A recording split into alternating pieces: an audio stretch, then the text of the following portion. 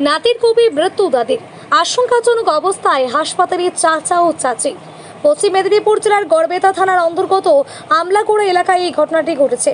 জানা গিয়েছে শনিবার রাতে সৌরভ দুলে নামে এক যুবক তার বাড়ির ভেতরে দাদি নিদ্রা দুলে, চাচা শিবু দুলে এবং চাচি আভা দুলের ওপর হঠাৎ চড়াও হয়। অভিযোগ, প্রথমে সে লোহার রড দিয়ে আঘাত করে এবং এরপর একটি ধারালো অস্ত্র, স্থানীয়ভাবে যা কাটারি নামে পরিচিত, তা দিয়ে আক্রমণ চালায়।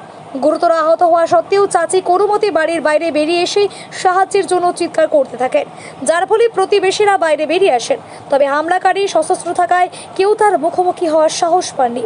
পুলিশ ঘটনাস্থলে পৌঁছলে অভিযুক্ত ব্যক্তিকে তাদের উপর আক্রমণের চেষ্টা চালায়। শেষ পর্যন্ত পুলিশ তাকে কাবু করে গ্রেপ্তার করে। ততক্ষণে আঘাতের কারণে দাদির মৃত্যু হয়েছে বলে জানা গিয়েছে। পুলিশ আহত চাচা ও চাচিকে উদ্ধার করে আশঙ্কাজনক অবস্থায় বাঁকুড়া হাসপাতালে ভর্তি করায়। স্থানীয় স্বজন ও বাসিন্দাদের মতে অভিযুক্ত যুবক মানসিকভাবে অস্থির এবং মদ্যপ অবস্থায় ছিল বলে ধারণা করা হচ্ছে। মায়ের মৃত্যুর পর থেকে সে তার মামার বাড়িতেই থাকতো। তবে হামলার প্রকৃত কারণ এখনো পর্যন্ত জানা যায়নি।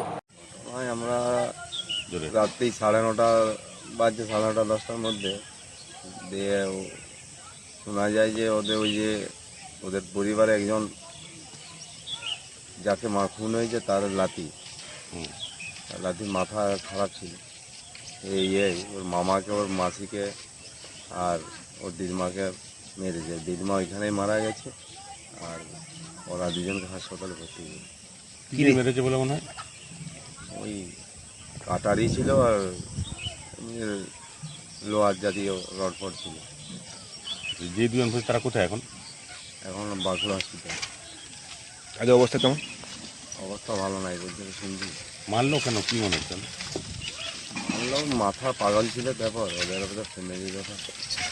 মাথা অনেক দিনে খারাপ ছিল, ছেলেটা নেশা ছিল। দিয়ে ওর মা মারা যাওয়ার পর চলে আসে, দিয়ে ওদের বাড়ি মাইতায়, ছেলেটার বাড়ি মাইতা হচ্ছে।